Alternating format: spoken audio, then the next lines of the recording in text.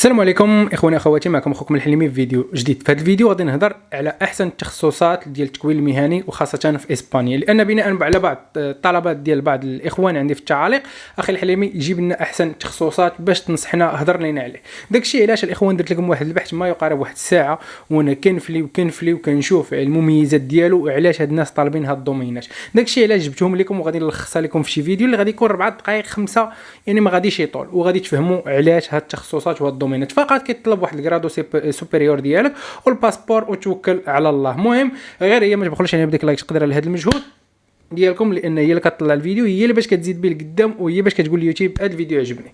درتيها. نبداو على بركه الله.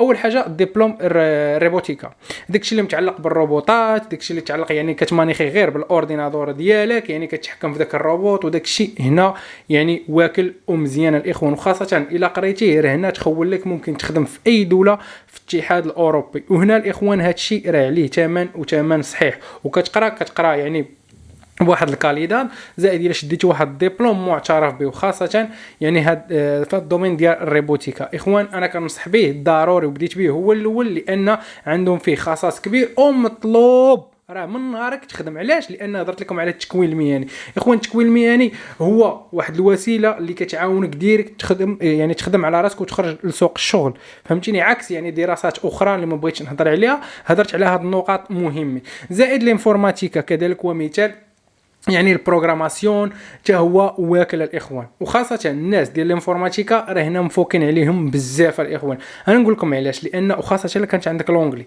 الا كانت عندك لونجلي راه كيجيو دوسيات. دابا غنحاول نفهمكم ونقرب لكم يعني الوضع. راه كيجيو شركات كيطلبوا بعض العمال اللي كيهضروا بديك اللغه، لانهم كيفهموا داك الدوسي كيفاش غادي يقدروا يخدموا. يعني هاد الانفورماتيكا وهادشي يخدموها عن طريق اللغه الانجليزيه، وهما كيتواجدوا في الاسبانيه. وكذلك مثلا الناس اللي كيهضروا الاسبانيه راه داكشي راه ساهل بالنسبه لهم. لكن البروغراماسيون حتى هي راه مطلوبه الاخوان، متفقين؟ راه مطلوبه بزاف. زائد الريزو، هادو راه تنقولوا لكم راه ماشي جبتهم من محض الخيال ديالي، راه بحثت عليهم. الريزو الاخوان هنا مطلوب بزاف. الشيء تقراه تشد دبلومك تخدم من نهارك. راه هادشي راه ماشي كنجي كنعطيكم وعود كاذبه، راه تخدم من نهارك الاخوان. زائد كذلك ومثال الكوزينه.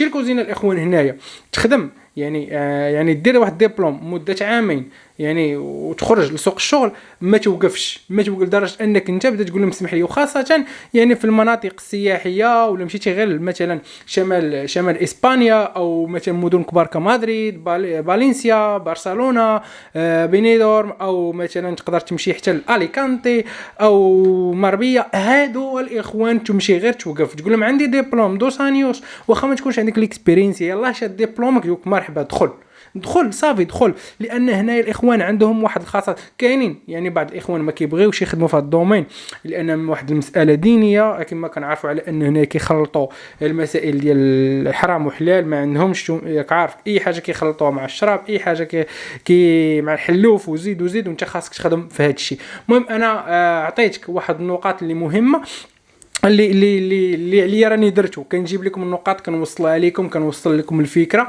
باش تفهموا. بغيتي تخدم فيها مرحبا حياتك هذيك، انا كنعطيك الكوزينه راه ممكن تستعملها في نقاط اللي حلال. زائد اللغه كذلك ومثال، بزاف ديال الناس الاخوان كيطلعوا بها، يعني هذه في حاله من المغرب، ولا بغيتي تقراها هنايا كذلك ومثال راه تنفعك الاخوان. زائد اللغه حتى هي راه مطلوبه، وبزاف ديال الناس يعني كيقراوها.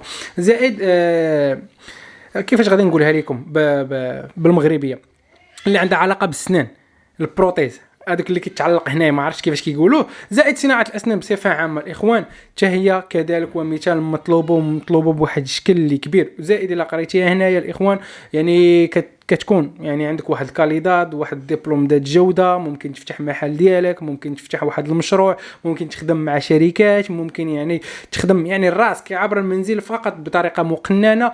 يعني الاخوان ديروا بها فلوس. انا حاولت نلخص لكم هذا الفيديو، حاولت نعطيكم يعني الملخص المفيد، وهو هادشي اللي كاين. نحاول نمونطي هذا الفيديو ندير معاه التصاور باش تفهموا يعني داكشي ونوصل لكم الفكره. كان معكم خوكم الحليمي، نتشافوا في فيديو جديد.